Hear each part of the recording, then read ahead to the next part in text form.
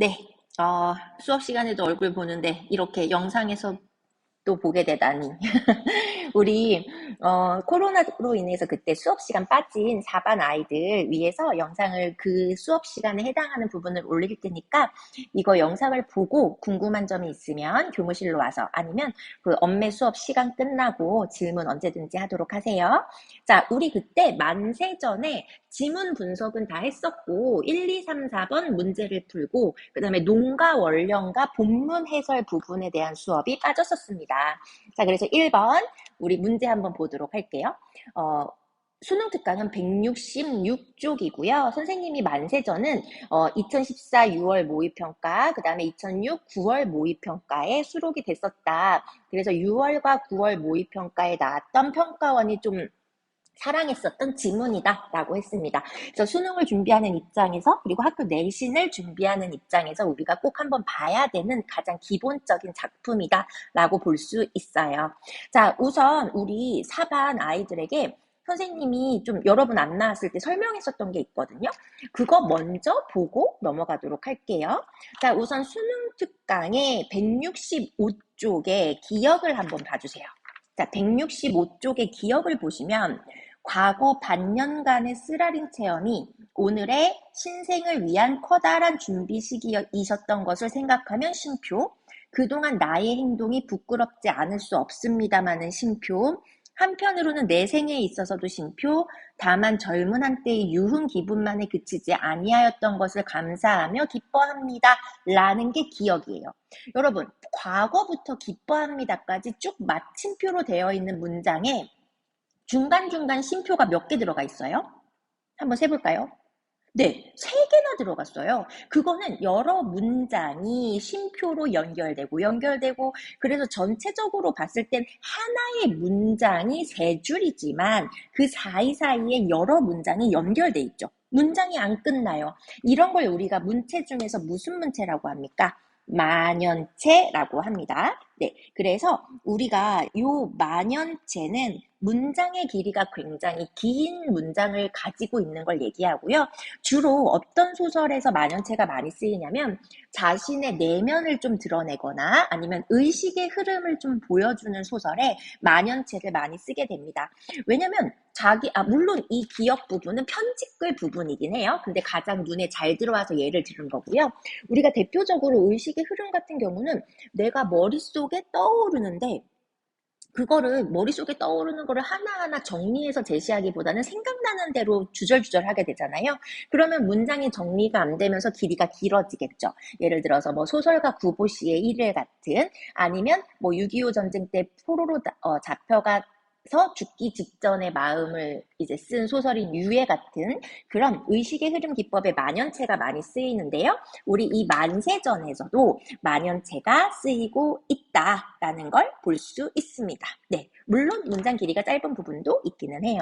네, 요거 하나 추가 설명할 거고요. 그러면 이제 문제 한번 보도록 하겠습니다. 자, 1번 A와 B의 서술 방식. 우리 이번에 3월 연합평가에서도 서술 방식 나온 거 기억하시죠? 현대소설이나 고전산문은 무조건 서술 방식 나오게 돼 있습니다. 그러면 우리 이런 문제는 어떻게 풀어야 돼요? 먼저 A를 타겟으로 잡고 A만 우선 쭉 맞는지 틀리는지 보고 그 다음에 B를 판단하는 방식이죠. 자, 그럼 A를 한번 보겠습니다. 이 A 부분은 나의 생각이에요. 근데 내가 어떤 생각을 했던 거예요? 앞에서 걸자, 내가 좀 이렇게 얕잡게 부른 걸자, 갓장사와 대화를 하고 나서 그 대화에 대한 나의 생각을 얘기하는 거죠. 그래서 A에서는 타인의 내면 상태, 오케이, 여기서 타인은 누구일까요? 네, 대표적으로는 갓장수를 얘기하겠죠. 근데 선생님이 수업 시간에 갓장수는 누구를 대표해서도 볼 수 있다고 했어요. 굴종적인 태도를 지닌 조선인을 대표하기도 한다라고 얘기를 했어요. 여기서 조선인은 모든 조선인이 아니라 좀 굴종적인 그런 태도를 보이고 있는. 그러면 타인의 내면 상태, 어떤 내면 상태? 여러분 A 한번 보실까요? 164쪽에. 164쪽을 보시면 세 번째 줄, 핍박은 면할 것이다. 그 다음 네 번째 줄, 급한 욕은 면할 것이다. 그리고 그렇게 사는 게 그 5번째 줄, 조선 사람의 유리한 생활방도요, 현명한 처세술이고, 그렇게 지금 터득한 게 옛날부터 쭉 이어져 온 것이다 라는 굴종적인 그런 조선인의 내면 상태를 그렇게 비겁하게 살고 있다. 반어적 표현을 통해서 활용해서 설명하고 있어요. 그래서 여기서 A는 맞는 설명입니다. 자, 2번 볼게요. A에서는 현재 벌어지는 상황의 의미를 분석한다. 여러분, 현재 벌어지는 상황이 무슨 상황이었어요? 갓장수와 대화하는 상황이었어요. 그러면 이 대화를 통해서 어떤 의미를 분석했습니까? 되게 비굴하게 사는 그런 사람들이 있구나.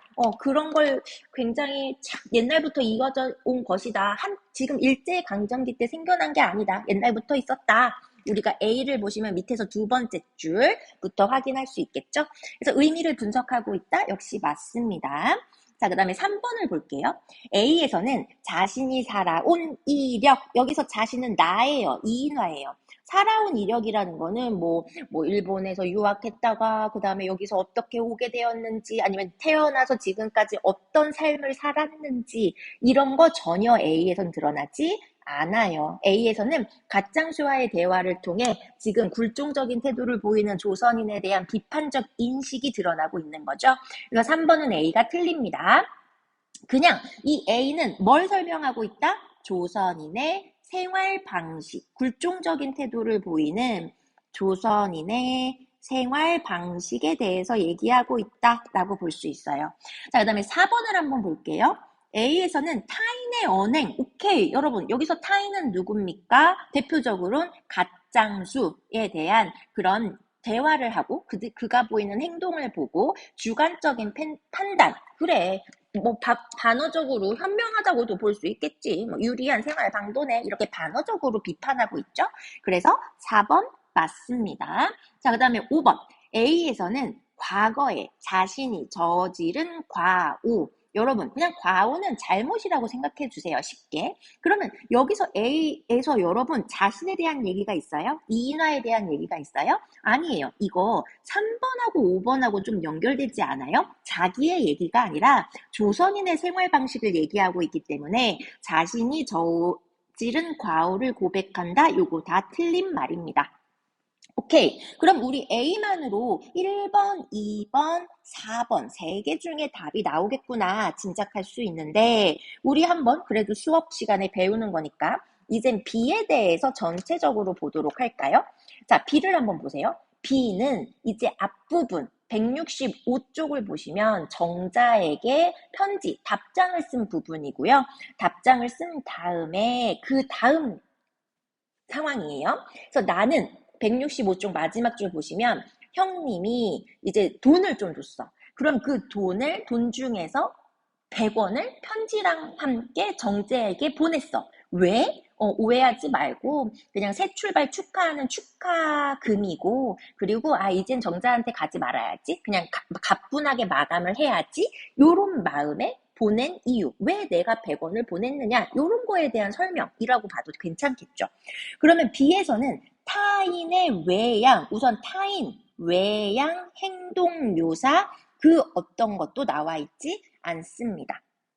우리 묘사라는 거는 그림을 그릴 듯이 생생하게 그 상황을 떠올릴 수 있어야 되는데 B에서는 내가 왜 100원을 정자에게 보내느냐라는 자신의 생각이 드러나 있을 뿐이죠. 그래서 이거 정확하게 말하자면 자신의 생각 혹은 앞에와 연결시킨다면 A와 연결시킨다면 자신의 내면을 드러내고 있죠.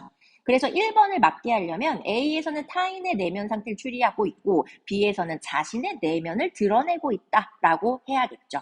자, 2번을 한번 볼게요. B에서는 미래에 벌어질 상황을 비판하고 있다. 여러분, 여기 미래 얘기는 있긴 있어요. 뭐가 있냐면 이제 이걸로 지금 마감을 하여버리고 B의 마지막 줄, 이 기회에 가뜩한 몸이 될 거야. 그래서 밑에서 2번째 줄, 동경 가는 길에 들르지 않을 거야. 즉, 미래에 어떻게 할 것인지에 대한 결심이 나타나고 있죠. 난 가뿐하게 살래. 동경 가는 길에 들르지 않을래. 라는 결심이 드러나고 있습니다. 자, 3번 볼게요. 자, 그래서 여러분 여기서 B 틀리고요. 그 다음에 3번. B에서는 자신이 살아갈 방향에 대한 다짐? 오케이. 자신이 살아갈 방향에 대한 다짐. 이거 미래 얘기네. 난 미래에 이제 동경하는 길을 정자한테 안 가고 그 다음에 지금 상황 마감하고 가뿐한 몸이 될래 라는 다짐이라고 볼 수 있어요. 네, 미래. 이렇게 살래? 뭐 들르지 않을래? 이런 것도 다짐이라고 볼 수 있는 거죠. 그래서 B에 대한 설명 맞고요. 자, 4번. B에서는 자신의 행동에 담긴 의도, 오케이. 어떤 행동, 왜 정자한테 100원을 보냈느냐? 여기서는 100원을 보낸 이유, 편지에 붙인 이유, 왜 마감하려고. 그리고 축하하는 의미, 이제 들르지 않겠다는 결심. 이런 것 역시 드러나 있습니다. 자, 그 다음에 5번을 볼게요. B에서는 과거, 여러분, 비과거 얘기예요. 100원을 보냈고, 이제 이 돈을 왜 보냈어? 나 앞으로 좀 가뿐하게 살고 싶어. 정자에게 안 갈 거야. 그래서 과거에 대한 얘기였고, 혼란한 시대상, 회상, 떠올리는 내용도 없습니다. 그래서 앞뒤 모두 다 맞는 거는 4번밖에 되지 않겠네요. 자, 그 다음에 2번 한번 보겠습니다. 여러분, 선생님이 걸자 얘기할 때 되게 강조했던 게 있어요. 걸자 뭘 강조했었죠? 걸자는 가짱수를 낮춰 부르는, 얕잡아 부르는 말. 그래서 이 말은 내가 지식인으로서 걸자를 좀 낮춰서 본다. 즉, 지식인으로서의 뭐가 좀 드러난다? 지식인의 우월감을 표현한 단어이기도 하다라고 선생님이 얘기했습니다. 자, 그럼 이해로 적절하지 않은 것, 여기서 걸자는 가짱수였어요. 그렇기 때문에 장을 돌아다니면서 사람들에게 갓을 파는 일을 하고 있죠. 그리고 요부는 일본 사람이, 아이고, 동그라미 치지 말아야겠다. 세모 쳐야지. 자, 일본 사람이 조선인을 낮춰 부르는 일종의 바보, 이 멍청이, 막 이런 말이라고 했어요. 그럼 이런 말을 들으며 무시당하는 거에 전혀 신경 쓰지 않습니다. 왜? 나는 차라리 요부라고 불리는 게 낫지, 막 경찰서 끌려가고 막 그런 거 싫다라고 얘기하죠. 자, 그 다음에 3번. 내가 차려입은 모습을 보고 일본에서 오는 길이라고 여긴다? 오케이. 이거 164쪽의 첫 번째 줄 보시면, 일본 갔다 오시는 분은 모두 그런 양복을 입으시다 그려라는 말이 있어요. 그래서 요거 역시 맞는 말입니다. 자, 4번. 1인들에게 핍박을 받는 상황에서는 내지어도 쓸모가 없다? 아니죠. 이거 어디를 보실 수 있냐면요. 우리 수능 특강에 164쪽을 보시면 돼요. 164쪽에 두꺼운 글씨, 우리가 어디를 보냐면 위에서 둘, 넷, 여섯, 여덟, 열, 둘, 넷, 13번째 줄. 이제 내가 이래요. 왜 머리 안 깎아요? 아니, 세상이 바뀌었고 돈도 더 들잖아요. 라고 말했더니 갓장수가 이렇게 얘기하죠. 웬걸요? 촌에서 머리를 깎으면 더 패롭고 돈도 더 들어요. 게다가 머리를 깎으면 당신처럼 내지어는 일본어라고 했습니다. 일본어도 할 줄 알아야 되고 학문도 있어야 돼요. 그런데 머리만 깎고 일본 사람을 만나도 대답하지 못하면 더 성가실 때가 많죠. 그래서 이 말은 여기서 추론할 수 있는 거. 만약에 내지어를 할 수 있다면, 말대답을 조금이라도 한다면 조금 성가시 상황이 적겠구나. 성 안 가실 수 있겠구나라고 가짱수는 생각하는 거지. 뭔가 일본어도 할 줄 알고 학문도 쌓았다면 관청이나 순사를 만날 때 조금 덜 성가실 수 있다라고 생각을 해요. 가짱수가. 그래서 이런 상황에서 본다면 내지어는 쓸모가 있다고 생각을 하는 거죠. 하지만 본인은 일본어를 모르기 때문에 머리를 깎지 않는다라고 얘기하고 있어요. 그래서 이번에 걸자에 대한 이해로 적절하지 않은 것은 4번이라고 볼 수 있습니다. 자, 5번. 자, 촌에서 머리를 신식으로 깎으면 순사를 만났을 때 곤란을 겪는 일이 많아진다고 생각하죠. 그래서 만약에 곤란을 겪지 않으려면 내지어도 알고 그 다음에 학문도 필요하다라고 생각하고 있습니다. 자, 3번 한번 볼게요. 기억부터 미음에 대한 설명으로 적절하지 않은 것은 우선 기억을 한번 보겠습니다. 우리 수트 페이지 같이 넘기고 있는 거죠. 자, 기억 165쪽 중략 부분 줄거리에서 3줄 정도 내려오면 됩니다. 네 번째 줄. 자, 기억을 보시면 과거 반년간의 쓰라린 체험. 오케이. 선생님이 수업 시간에 뭐라고 했어요? 과거, 이거 정자한테 쓰는 편지잖아. 그러면 읽어봤을 때 과거 반년간 되게 고생을 한 거. 여급으로서 고생한 거 누구예요? 정자예요. 그래서 여기서 과거 고생했던, 여급으로 쓰라린 체험했었던 과거와 그 다음에 현재는 기억을 보시면 오늘의 신생, 새로운 인생. 그렇죠. 그럼 현재, 과거는 쓰라렸어, 현재는 새로운 시작이야. 중략 부분 줄거리 보시면 대학에 가잖아요. 그럼 이거의 대비를 통해서 상대방이 과거의 역경을 극복하고 이룬 성취를 취하는 칭찬이라고 생각해 주세요. 그럼 기억의 제일 마지막을 보시면 기억의 두 번째 줄 보시면 나는 부끄럽지 않을 수 없습니다. 이 말은 나는 부끄러워. 근데 너는 그런 부끄럽지 않은 삶을 살았어. 잘 살았어. 라고 칭찬하고 있다라고 볼 수 있는 거죠. 그래서 기억은 맞아요. 자, 그 다음에 니은을 보겠습니다. 지규적 표현. 오케이. 여러분, 지규적 표현 찾아볼까요? 니은 얼른 읽어보세요. 지규적 표현 뭐가 있습니까? 지규예요. 뭐뭐처럼, 뭐뭐듯이, 뭐뭐 같이 붙어야 됩니다. 그럼 니은을 보시면 백주, 대낮에 횡행하는, 돌아다니는, 싸돌아다니는 이매망냥, 도깨비 귀신이라고 했습니다. 도깨비 귀신 같은 존재. 아하, 여기서 지규적 표현이라는 거는 이매망냥 같은이구나. 그러면 지규적 표현은 쓰였어요. 자, 그런데 현재에 안주하려는 자신의 모습 아니죠. 요거 되게 중요하다고 했어요. 대낮에 귀신이 돌아다닐 것 같아. 어디가? 여기 조선이. 그래서 뒤에 보시면 뒤덮은 이 무덤이라고 했잖아요. 여기서 무덤이 조선입니다. 일제강점기. 그렇기 때문에 현재에 안주하려는 자신의 모습이 아니라 일제강점한 조선의 모습을 드러내고 있다. 그래서 니은을 올바르게 바꾸려면 지규적 표현으로 암울한 조선의 상황을 드러내고 있다, 부각시키고 있다라고 봐야 돼요. 자, 디귿을 볼게요. 자, 디귿에서 이거 선생님이 굉장히 중요하다고 막 수업 시간에 별표 치라고 했을 거예요. 디귿의 두 번째 줄 보세요. 자, 무덤 속에서 화석되어가는 구더기에 몸부림치는 질식. 지금 내가 느끼는 질식이. 그럼 얘들아, 지금 나는 굳어져가는 구더기가 몸부림치는 것처럼 절망적이야. 그래서 여기서 중요한 거, 구더기의 몸부림, 시각적 이미지의 묘사, 그림을 그리듯이 떠올릴 수 있죠.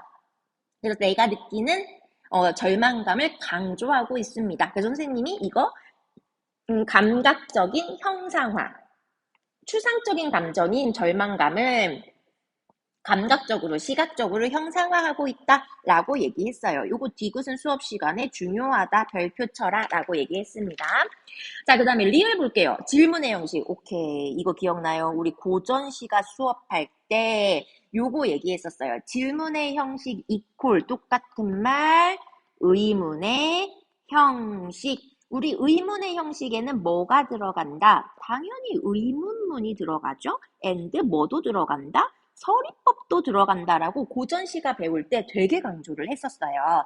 그러면 그냥 의문의 형식, 질문의 형식은 의문만 깃두면 돼. 그럼 우리 리을을 볼게요. 리을을 보시면 소학교 선생님이 칼을 차고 교단에 오르는 나라가 있는 것을 보셨습니까? 물음표, 질문의 형식이야. 그런데 이건 진짜 몰라서 묻는 게 아니야. 그 바로 답변 보면 나는 그 바로 다음 글을 보면 나는 그런 나라의 백성입니다. 즉, 그 나라가 여기다 라고 서리적으로 표현하고 있는 거죠. 그래서 자신이 처한 현실의 폭력적, 그 다음에 억압성을 강조하고 있습니다. 이거 맞아요. 여러분 꼭 기억해 주세요. 의문문, 서리법 모두 다 의문의 형식, 질문의 형식에 들어간다. 자, 그 다음에 미음을 보겠습니다.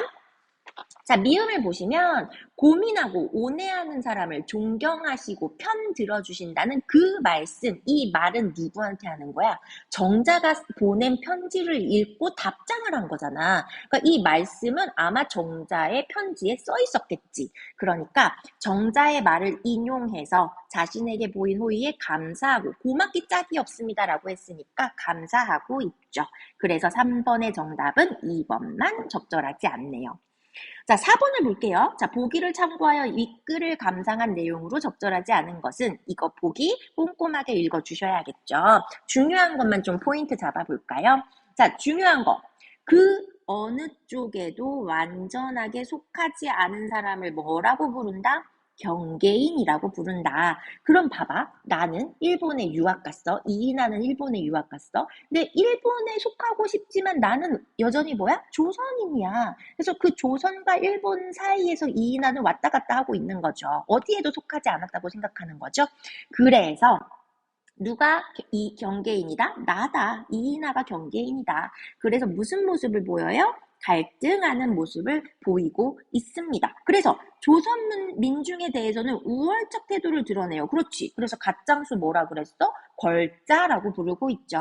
그래서 그들의 생활 방식을 냉소해요. 그래서 뭐라 그래요? 반어법을 활용해서 그래 유리한 방도네, 현명한 처세술이네 라고 냉소합니다. 하지만 이게 포인트죠. 하지만 나는 그래도 조선인이구나. 그래서 자각하고 고뇌하고요. 그러면서 여기서의 포인트, 지식인으로서의 정체성을 좀 갖게 된다. 그래서 염상섭의 만세전이 선생님이 여로형 구조라고 했잖아요. 여로형 구조는 우리가 뭔가 성장을 나타내거든요. 그래서 여기서는 인식의 심화, 조선인으로서의 그런 인식의 심화가 드러납니다.